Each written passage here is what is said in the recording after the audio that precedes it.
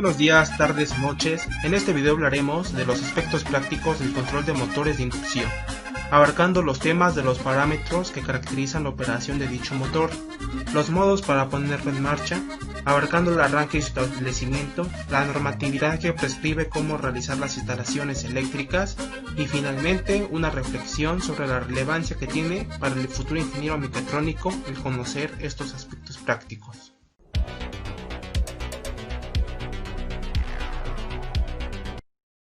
Parámetros de un motor de inducción. Factor de servicio. Para definir el factor de servicio hay que referirse al estándar NEMA MG-1 sección 1 parte 1, el cual dice que el factor de servicio se expresa como un multiplicador, el cual se aplica a la potencia de placa del motor de manera continua bajo condiciones usuales de servicio, sin que el aumento de temperatura exceda su valor máximo permisible, de acuerdo a la clasificación NEMA de aislamientos. Por normativa, la placa de un motor debe indicar el factor de servicio indicado como SF por sus siglas en inglés, Service Factor. La normativa que se encarga de definir el factor de servicio para motores y generadores es la norma MG-1, que a su vez define potencias y velocidades. Para que el motor opere con cargas dentro del factor de servicio, es necesario que se encuentre en condiciones usuales de servicio, las cuales se resumen en las siguientes. Temperatura ambiente menor de 40 grados. Altitud menor de 1000 metros. No hay humos, gases o polvo que impidan la transferencia de calor. La tensión de alimentación debe estar entre el 90% y el 110% de la tensión nominal y la frecuencia entre el 95 y el 105% de la frecuencia nominal. Se recomienda montaje y acoplamiento del motor según NEMA. Si se satisfacen las condiciones anteriores, un motor debe ser capaz de entregar potencia nominal en flecha sin que la temperatura del aislamiento exceda el máximo permisible. Como habíamos mencionado anteriormente, la normativa que se encarga de definir el factor de servicio para motores y generadores es la norma MG-1, que a su vez define potencias y velocidades como podemos observar en la imagen. Igualmente, para cada potencia y velocidad, la norma MG-1 define un número de frame o carcasa que se asocia con el factor de servicio. Por ejemplo, según la norma, para un motor con velocidad síncrona de 1800 revoluciones por minuto y medio caballo de potencia, tenemos que este tendrá 1.25 como factor de servicio. ¿Y qué significa esto? Bien, esto nos indica que, bajo condiciones usuales de servicio, el motor puede operar al 125% de su capacidad, sin que el aumento de temperatura exceda su valor máximo permisible, de acuerdo a la clasificación NEMA de aislamientos, es decir, 0.5 caballos de potencia por 1.25 nos da 0.625 caballos de potencia, que son los con los cuales el motor podrá trabajar en su zona de servicio. Es importante tener en cuenta algunas consideraciones del factor de servicio. Entre las más importantes tenemos las siguientes. Operar con cargas dentro del factor de servicio por extendidos periodos de tiempo podría reducir la vida, velocidad y eficiencia del motor. No se debe confiar en la capacidad del factor de servicio para aplicar la carga de manera continua. El factor de servicio se establece para la operación bajo ciertas condiciones de tensión, frecuencia, ambiente y altura sobre el nivel del mar. Como se puede ver, el operar con cargas dentro del factor de servicio tiene como consecuencia el envejecimiento prematuro del motor. Pero, ¿a qué nos referimos con envejecimiento prematuro? Se define el envejecimiento prematuro como una pérdida de propiedades originales de manera acelerada. Estos cuatro factores pueden promoverlo: termal, mecánico, ambiental, eléctrico. El elemento térmico se relaciona directamente con el factor de servicio, por lo que operar el motor en ese nivel de carga producirá un menor tiempo de vida del aislamiento, debido a que el motor tendrá un levantamiento de temperatura mayor que si no se usara, en consecuencia al incremento de corriente. Finalmente, cabe aclarar que las variaciones en la tensión terminal y frecuencia no permitirán aplicar factor de servicio para motores que tienen un factor de servicio mayor que 1. Es decir, un motor de SF mayor a 1 puede manejar una carga mayor solo a tensión y frecuencia nominal. Corriente nominal, también llamada amperaje de plena carga o amperaje de carga nominal, es la corriente consumida por el motor al suministrar la potencia nominal con tensión nominal aplicada a sus terminales. Es importante mencionar que algunos motores están diseñados para dos tensiones nominales de operación, cambiando la conexión de sus devanados, y en este caso, también habrá un valor diferente de corriente nominal para cada tensión. En el diseño de instalaciones eléctricas, el valor de corriente nominal se utiliza para calcular la carga total de motores. Los centros de control de motores deben dimensionarse para 125% de la corriente nominal mayor, más la suma de todas las corrientes nominales restantes. El valor de la corriente nominal se determina mediante pruebas de laboratorio. Ese valor generalmente se redondea ligeramente y se registra en la placa de identificación. El redondeo conlleva que la existencia de variaciones en la fabricación pueda ocurrir y algunas variaciones de tensiones nominales puedan aumentar la corriente nominal del motor. Conocer el valor de la corriente nominal es necesario para seleccionar el tamaño de cable correcto, el arrancador del motor y los dispositivos de protección contra sobrecarga necesarios para proteger el motor. Obtención de corriente nominal.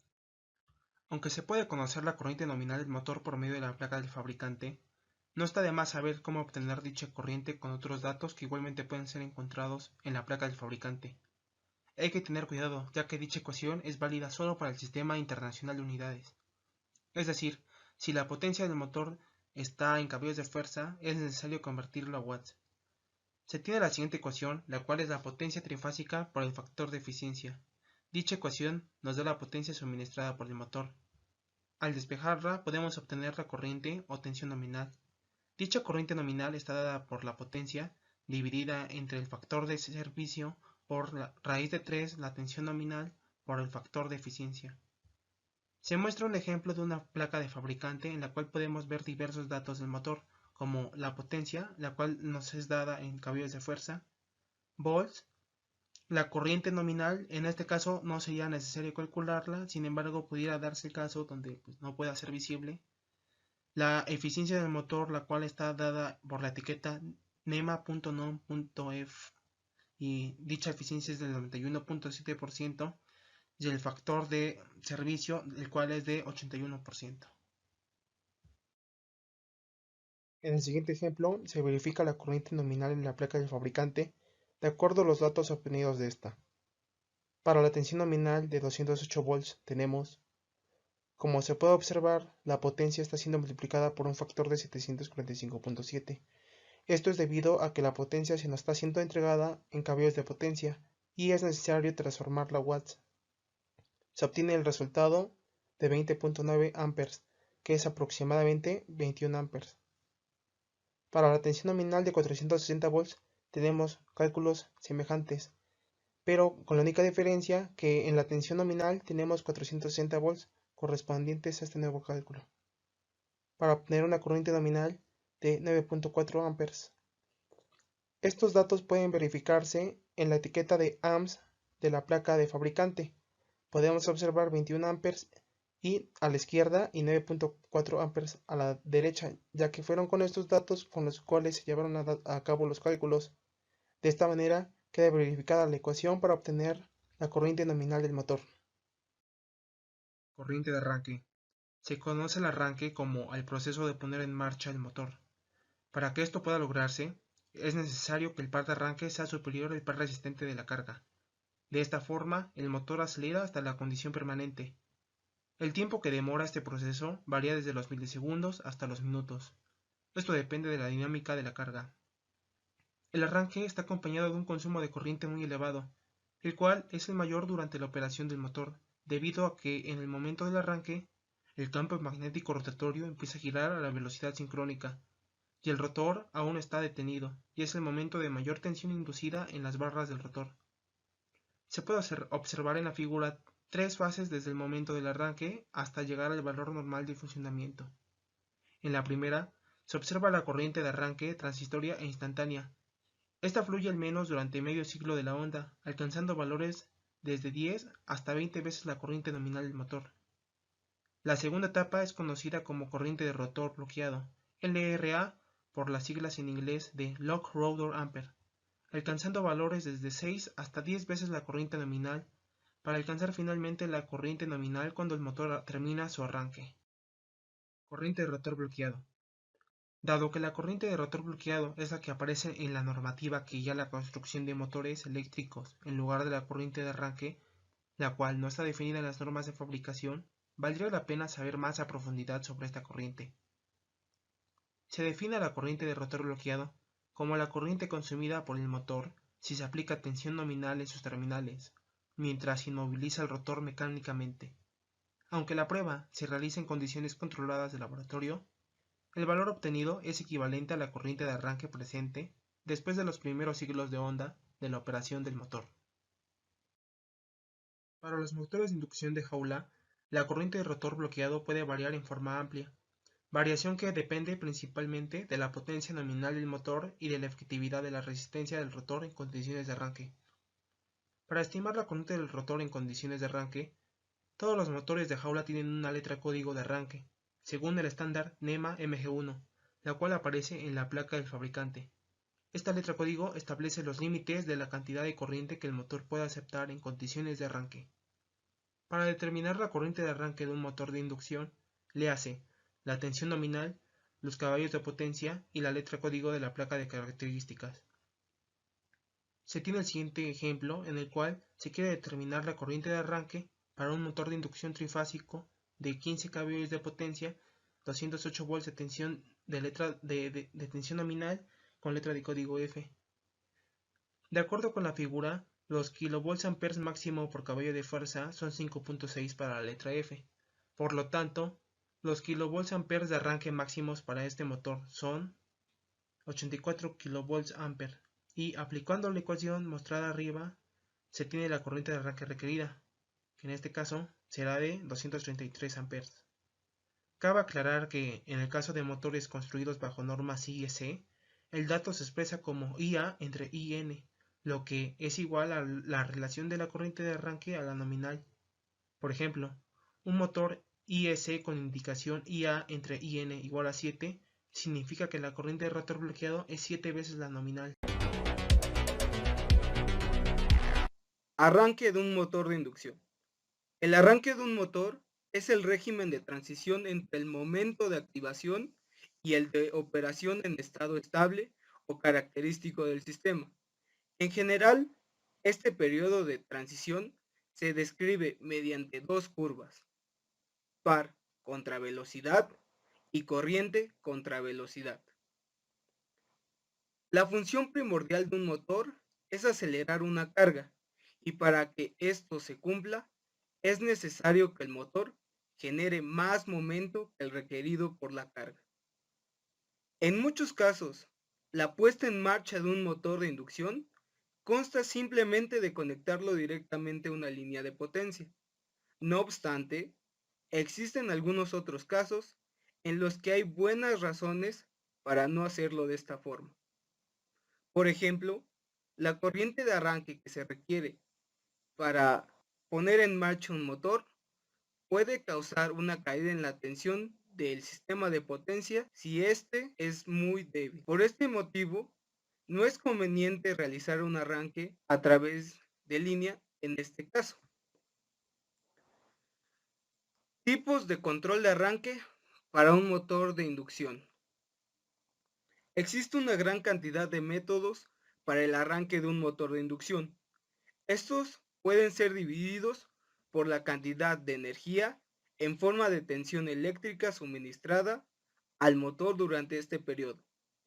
De tal forma que existen dos clasificaciones de energía: arranque a tensión plena o de línea y arranque a tensión reducida. También existe otro tipo de métodos no relacionados con energía, en la que el motor es físicamente cambiado para tratar los problemas de arranque. Estos son arranques por métodos físicos. Arranque a tensión plena o arranque directo de línea. Este método es el más simple, tiene el menor costo en componentes y es el más confiable. En este método se controla solamente un contactor o un relevador para aplicar directamente la tensión de línea al motor. Este método tiene ventajas, que son mayor cantidad de torque inicial o par inicial y menor tiempo de aceleración. Algunas desventajas son: genera el mayor estrés al sistema debido a los picos de corriente iniciales. Esto es importante, pues en muchas ocasiones, debido a estos picos de corriente, el motor disminuye su vida útil. 2. Requiere un sistema de suministro de potencia robusto. Como en el ejemplo anterior, es necesario que la línea no disminuya su tensión. 3. El tiempo de parada del motor es mayor a otros métodos. 4. Existe un cambio brusco de torque generado por el motor. Esto en muchas ocasiones puede ser peligroso e inadmisible. Estrategias de mejora. Existen algunos métodos para mejorar este tipo de arranque, los cuales están relacionados con el factor de potencia, y ambos tienen como fin limitar la cantidad de corriente que entra al motor. El primero de estos métodos es el uso de capacitores de arranque. En general, los motores de inducción tienen un factor muy bajo y como resultado se tiene una cantidad de energía reactiva almacenada. Este efecto puede ser reducido conectando un capacitor al motor durante el arranque. La forma en la que esto funciona es que la corriente adelantada del capacitor es suministrada al motor. Esto cancela la corriente demandada del motor, que normalmente se encuentra atrasada, y de esta forma se limita la cantidad de potencia reactiva suministrada por la línea. Normalmente, para evitar sobretensión y dañar el motor, se desconectan estos capacitores cuando el motor alcanza la velocidad deseada. El otro método es la corrección del factor de potencia. En este caso, los capacitores se mantienen permanentemente conectados para reducir la cantidad de energía reactiva del sistema. Estos capacitores tienen características especiales o son seleccionados de esta forma para evitar la sobretensión. Arrancadores por tensión reducida. El uso de estos métodos pretende reducir el impacto sobre el motor debido a la corriente inicial, controlando la tensión que el motor recibe en sus terminales. Para la implementación de estos métodos, es importante conocer las características de la carga a mover. Enseguida, se enlistan 4 métodos. 1. Arranque por autotransformador. 2. Arrancadores suaves o de estado sólido. 3. Controladores de frecuencia ajustable. 4. Arranque por resistencia primaria. La principal ventaja de este tipo de sistemas es que aumentan la vida útil del motor, y algunas desventajas son que el torque inicial es reducido. Es necesario conocer a fondo las características de la carga. Normalmente son más caros en comparación al arranque directo de línea. Arranque por autotransformador. En este método, los cables del motor se conectan al lado de la tensión más baja de un autotransformador. Las conexiones más comunes que se utilizan son al 80, al 65 y al 50%. Como ejemplo, al 50% de la tensión, la corriente en el primario es el 25% cuando se bloquea el rotor. El motor se arranca con tensión reducida y después de alcanzar una condición preestablecida, la conexión es cambiada a la tensión de la línea. Esta condición podría ser un preajuste de tiempo, nivel de corriente, de tensión o de velocidad del motor. Otro beneficio con el arranque del autotransformador está en la posible baja vibración y los niveles de ruido durante el arranque. Ya que el par generado por el motor varía según el cuadrado de la tensión aplicada, se debe tener mucho cuidado para asegurarse que el sistema tenga suficiente aceleración y torsión durante el arranque. Arrancadores suaves o de estado sólido. Estos dispositivos utilizan rectificadores controlados por silicio o SCR. Controlando el ángulo de disparo del SCR, la tensión que el dispositivo deja pasar puede ser controlada y durante el arranque del motor se puede limitar el flujo de energía a una sola parte de la duración de la onda senoidal. Podemos ver en esta figura que se observan dos tipos de disparo. Uno a 0 grados, en el que podemos observar que la tensión pasa como si nada, y uno a 90 grados, en el que la onda se reduce a la mitad aproximadamente. En este caso se deben tomar las mismas precauciones en cuanto al par y a la velocidad que en el caso del autotransformador, pero con el agregado que debido al ángulo de disparo, el motor puede experimentar oscilaciones armónicas que pueden llevar a la frecuencia natural del sistema. Controladores de frecuencia ajustable.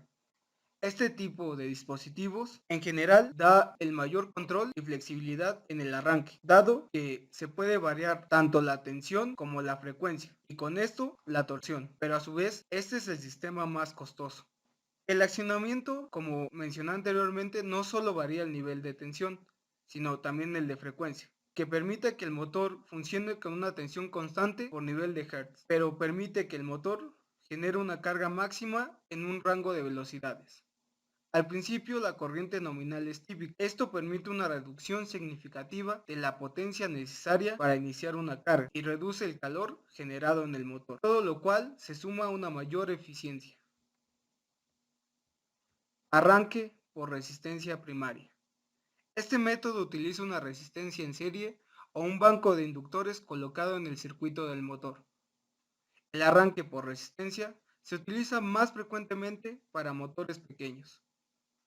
Cuando el motor se pone en marcha, el banco de resistencias limita el flujo de corriente de entrada y proporciona una caída de tensión en las terminales del motor. Las resistencias pueden ser seleccionadas para proporcionar reducciones de tensión de hasta el 50%. A medida que el motor llega a la velocidad deseada, en el motor empieza a desarrollarse un campo electromagnético contrario, que se opone a la tensión aplicada al motor. Eso además limita las corrientes de entrada, como la corriente de irrupción disminuye, la caída de tensión a través de la resistencia permite que el par generado en el motor aumente. En un momento predeterminado, un dispositivo cortocircuitará la resistencia y abrirá el contactor de arranque eliminando eficazmente el banco de resistencias del circuito. Este proporciona una transición cerrada y elimina las preocupaciones debido a la conmutación de los transistores. Arranques por métodos físicos. Anteriormente se mostraron solamente los métodos que alteran la energía suministrada al sistema. En el siguiente tipo de arrancadores, el sistema es físicamente cambiado. Estos son arranque de motores de devanados múltiples y arranque por conexión estrella delta. Ahora se muestra una tabla con las distintas características de los sistemas de arranque de motores de inducción. Es importante mencionar que no existe un método perfecto y más bien depende de la aplicación que se le quiera dar al motor. Por ejemplo, un arranque de tensión plena es barato y muy potente en un inicio, pero puede que la línea no lo resista o que el motor falle. Por otro lado, los arranques por reducción de tensión podrían no ser tan demandantes con la línea, pero el costo es que si se quiere una potencia inicial alta, sería necesario adquirir un motor más potente. O por otro lado, el uso de un variador no presenta ninguno de los problemas anteriores, pero es muy caro en relación a todos los demás métodos. La única forma de determinar cuál es el mejor método para implementar es conocer las características de la planta y las características de par y carga requeridas.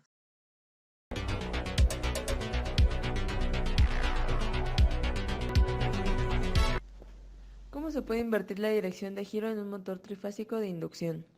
En un motor trifásico, para cambiarle el sentido de giro, hay que invertir la polaridad en dos de sus fases de entrada. De esta forma se consigue invertir el sentido de los campos magnéticos y por lo tanto el sentido de giro del rotor. Esta inversión, si es fija, es decir, que siempre funciona hacia un lado, es realizada entre las placas de Bornas, pero si se busca que funcione indistintamente del sentido del giro, la conexión se realiza mediante contactores que modifican la entrada de corriente en el esquema de fuerza. Para esto los contactores usados tienen que estar enclavados, ya que si coinciden en activarse los dos al mismo tiempo, tendremos un cortocircuito. En la figura se muestra que las líneas de entrada de alimentación están ordenadas, pero las de salida han tenido un cambio, ya que la línea 2 del primer contactor está conectada con la línea 3 del segundo contactor, y la línea 3 del primer contactor con la línea 2 del segundo contactor, con el fin de obtener el cambio de línea para la inversión de giro del motor trifásico. Es importante tomar en cuenta en un motor trifásico el movimiento, que para invertir el giro es necesario esperar a que se detenga. De lo contrario, los daños pueden ser graves. Control de frecuencia variable para un motor de inducción. Aspectos prácticos. Para seleccionar un variador de frecuencia se tiene que tener factores en cuenta de su selección para no desaprovechar los recursos, por lo que se debe tomar en cuenta las características del motor, el tipo de carga, si es un par constante, variable, potencia constante, su par en el arranque, que es asegurar que no supere lo permitido por el variador, un frenado regenerativo, que si se presentan cargas de inercia, ciclos rápidos, movimientos verticales que requieren resistencia de frenado exterior, condiciones ambientales como temperatura, humedad, altura, el tipo de gabinete y su ventilación. Aplicación de multimotor, que es prever la protección térmica individual de cada motor, ya que la suma de las potencias de todos los motores será la nominal del variador. Ahora, todos los equipos involucrados deben coincidir, porque si se hace una mala elección, genera daños en el motor, tanto como en el controlador. Y si la aplicación requiere de un par constante, hay que sobredimensionar la capacidad del controlador a una potencia inmediata superior, para poder aprovechar todos los recursos. Además, es recomendable añadir un circuito adicional de protección con un interruptor automático, donde la corriente de línea corresponde a la corriente absorbida por el variador a la potencia nominal de utilización. Un contactor de línea que garantiza el seccionamiento automático del circuito en caso de emergencia o en paradas de emergencia. Una inductancia de línea que garantiza sobreprotección a tensiones altas y reduce los armónicos de corriente que produce el variador.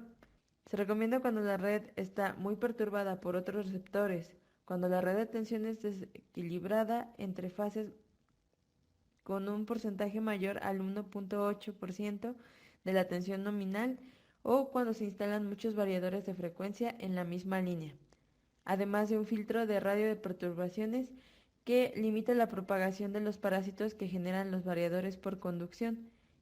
Este tipo de dispositivos existen estándar para cada tipo de variador, y algunos ya lo tienen integrado, dependiendo de su aplicación.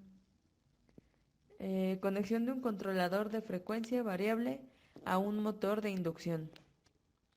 Para su conexión se recomienda montar en un gabinete para aislar el circuito del polvo, humedad en el ambiente, evitando daños en los circuitos. Primero se conecta el controlador al interruptor y posteriormente del controlador al motor, para finalmente conectar la alimentación, teniendo cuidado en los bornes de conexión, verificando su correcta instalación. Inicialmente se prueba el motor desacoplado a la carga para verificar el sentido del giro y que éste sea correcto. En caso de ser necesario un reajuste en la dirección del giro, se tiene que apagar completamente el sistema y esperar el paro completo de la máquina. Posteriormente se invierte la polaridad en las fases 1 y 2 y se verifica nuevamente. Para su conexión, normalmente el variador de frecuencia cuenta con dos etapas, la de rectificador y la de un inversor. El rectificador hace la función de convertir la señal de voltaje de alimentación de CA a CD y controlar el voltaje que llega al inversor.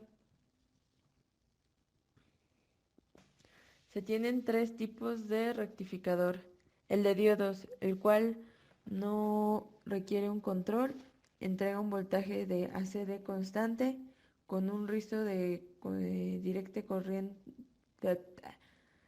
directa bajo, un rizo de corriente directa bajo, y el voltaje, la variación del voltaje con la frecuencia se ajusta mediante el inversor, que es PWM. Tiene altas armónicas y no tiene regeneración.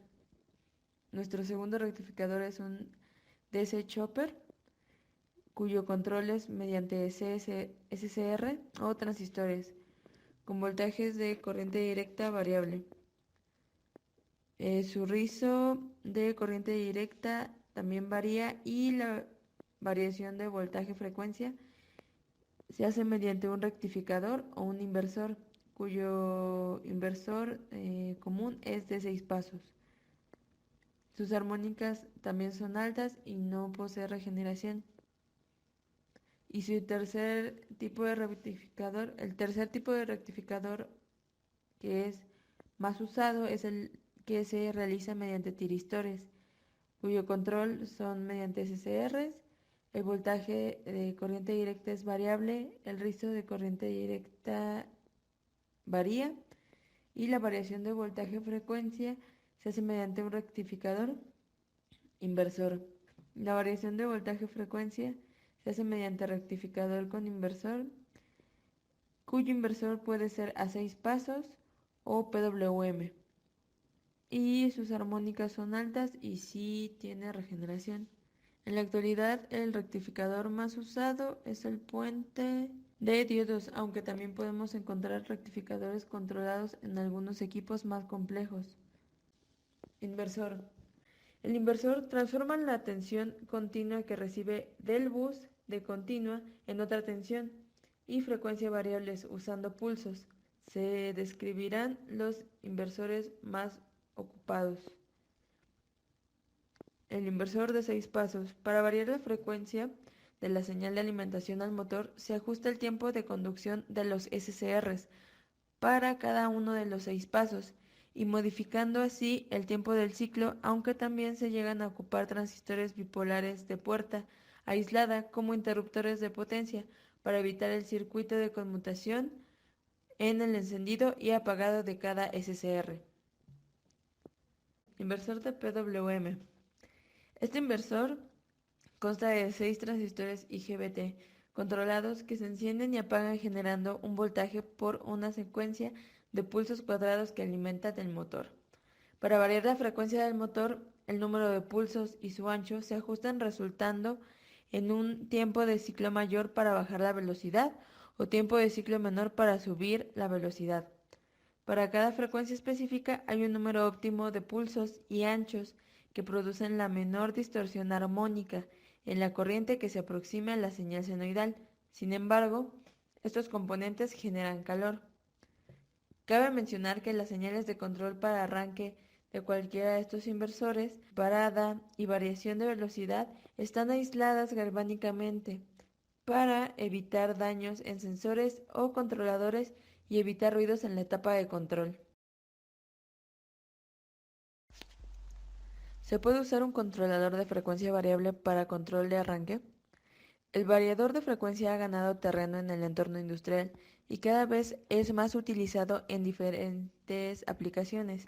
Este ha dejado de ser un elemento exclusivamente utilizado en la automatización de procesos críticos y su empleo se ha extendido hasta ser utilizado también como un componente eléctrico para arranque de motores en aplicaciones de propósito general, como el par de arranque.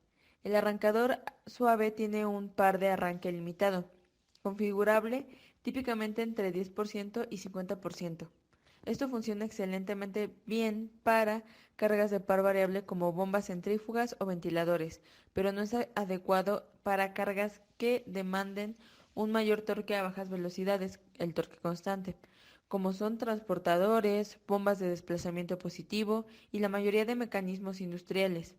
En cambio, un variador de frecuencia puede ser configurado para ambos tipos de carga, en modo de operación voltaje-frecuencia para manejar cargas de torque variable o en modo sensorless vector para arrancar y controlar cargas de torque constantes, con un ajuste de 0 a 100% de torque y capacidades de sobrecarga momentánea del 150%.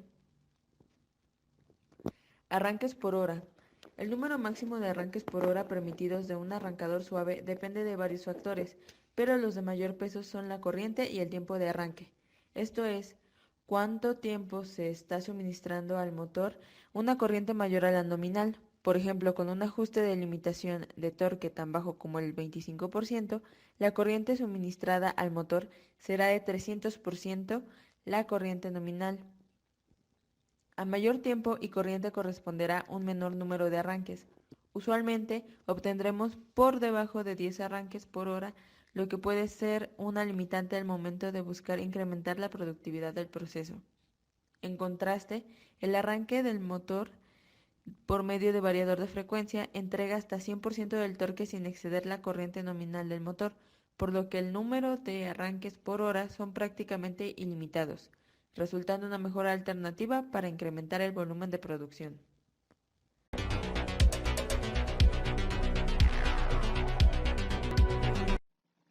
Naturalmente, muchos de los aspectos que componen a un motor de inducción están limitados no solo por la parte técnica, sino también por la normativa. En el caso de México, la norma que se encarga de regular estos elementos es la norma oficial mexicana NOM 001 CD 2018 de instalaciones eléctricas y su utilización, publicada en el Diario Oficial de la Federación el 6 de agosto de 2018, a sustitución de la norma NOM 001 CD 2012 y respaldada, naturalmente, por otras normas como la 008 SCFI 2012 del Sistema General de Unidades de Medida, la 063 SCFI 2001 de Productos Eléctricos, Conductores, Requisitos de Seguridad y la NMX J098 ANSE 2014 de Sistemas Eléctricos, Tensiones Eléctricas Normalizadas, elaborada también con el apoyo de algunas de las instituciones más importantes de México, como lo son la Asociación Mexicana de Empresas del Ramo de Instalaciones Eléctricas para la Construcción, AMERIC, la Cámara Nacional de la Industria de Desarrollo y Promoción de Vivienda, CANADEVI, la Cámara Nacional de la Industria de la Transformación, CANACINTRA, la Confederación de Cámaras Nacionales de Comercio, Servicios y Turismo, la CONCANACO, la Comisión Federal de Electricidad, la Comisión Nacional de Vivienda, el Instituto Politécnico Nacional, Petróleos Mexicanos, la Profeco, Secretaría de Economía, la Secretaría de Gobernación, la Secretaría de Salud, la Secretaría del Trabajo y Previsión Social y la Secretaría del Turismo. La cantidad de instituciones y el prestigio que tienen dentro del país da una idea de la relevancia que tiene esta norma dentro del uso cotidiano que tienen las instalaciones eléctricas en la vida moderna de México y su importancia. El objetivo de esta NOM es establecer especificaciones y lineamientos de carácter técnico que deben satisfacer las instalaciones destinadas a la utilización de la energía eléctrica, a fin de que ofrezcan condiciones adecuadas de seguridad para las personas y sus propiedades, en lo referente a protección contra descargas eléctricas, los efectos térmicos, las sobrecorrientes, las corrientes de falla y sobretensiones. Características de las especificaciones de la norma oficial mexicana. Las especificaciones de esta NOM se indican en 11 capítulos, divididos a su vez en más de 830 artículos. Los capítulos 1, 2, 3 y 4 son de aplicación general. 5, 6 y 7 se refieren a ambientes especiales, equipos especiales u otras condiciones especiales. Estos últimos capítulos complementan o modifican las reglas generales. Los capítulos 1 a 4 se aplican a todo, excepto en lo modificado por los 5, 6 y 7, y para las condiciones particulares o especiales. El capítulo 8 trata de las instalaciones para los sistemas de comunicación y es independiente a las demás, excepto en las referencias específicas que se hagan a ellos. El capítulo 9 incluye disposiciones para las instalaciones que no sean material del Sistema Eléctrico Nacional, líneas aéreas, líneas subterráneas y subestaciones. El capítulo 10 consiste en tablas de datos de conductores y de sus aislamientos, así como el del tubo conduit y de los factores de ocupación de los conductores se incluyen en los apéndices correspondientes y de carácter informativo. El capítulo 11 contiene el procedimiento para la evaluación de la conformidad. Cada capítulo está dividido en artículos, seguido de un número asignado. Cada artículo trata de un tema en específico, por ejemplo, los alimentadores, la puesta a tierra, los circuitos derivados y los circuitos motores, etc. Es de resaltar el artículo 430 de la norma que estamos hablando, pues en ella se especifican muchos de los temas previamente vistos en el video referentes a los motores de inducción. El capítulo 430, referente a los motores, se divide en 9 partes diferentes. La fragmentación de dicho artículo corresponde a las medidas de seguridad que deben ser tomadas por el personal en diferentes etapas y ambientes en los que se puede estar operando un motor de inducción. En pantalla se muestra la tabla del contenido del artículo 430. Por citar un ejemplo de la normativa que abarca el artículo, tenemos el artículo 430, subartículo 22, la subsección E, la cual se expresa en la siguiente tabla y que determina el servicio por régimen de tiempo. Podemos ver, por ejemplo, el porcentaje de valor nominal de corriente de las placas de datos de un motor especificado para conocimiento de un servicio continuo en un servicio intermitente, como lo son elevadores, montacargas, máquinas de herramientas, bombas, puentes elevadizos o plataformas giratorias, y dicho valor corresponde a 140%. Un segundo ejemplo es el concerniente a la tabla 430-37, dispositivos de sobrecarga para protección del motor, en la cual se leen el número y ubicación de los dispositivos de protección contra sobrecarga, tales como bobinas de disparo o relevadores, elementos que sean diferentes a fusibles, especifica el artículo. Por ejemplo, para un motor monofásico de corriente alterna o corriente continua, de 2 hilos, una fase de corriente alterna o continua y un conductor puesto a tierra, debe haber un aislamiento en el conductor de fase. Otro ejemplo sería un trifásico de corriente alterna, el cual tiene un sistema de alimentación en cualquiera de las 3 fases, y dichas fases deben estar aisladas por separado. Conclusiones. A primera vista, el conocimiento de las NOM para un estudiante de ingeniería podría no parecer relevante, pero con una importancia si se considera el alcance y las reglas que rigen a la segunda mitad del temario de esta unidad de aprendizaje. Estos artículos son las reglas que hay que seguir como ingeniero en uno de los elementos más importantes, como lo es el motor de inducción. Resulta de especial cuidado que las instalaciones para esta clase de elementos requieren una normatividad específica debido a los altos valores de tensión y corriente que maneja. Ahondando en el motor de inducción, podemos hablar probablemente como uno de los elementos fundamentales como actuador de potencia. Las aplicaciones de motores son múltiples y muy diferentes. Desafortunadamente, a lo largo del curso, no se puede observar de manera práctica algunos de los comportamientos que tiene el motor frente a ciertos circuitos o ambientes, debido a la pandemia que nos asola actualmente. Los múltiples ejemplos proporcionados a lo largo de esta evaluación dan fe de los comportamientos.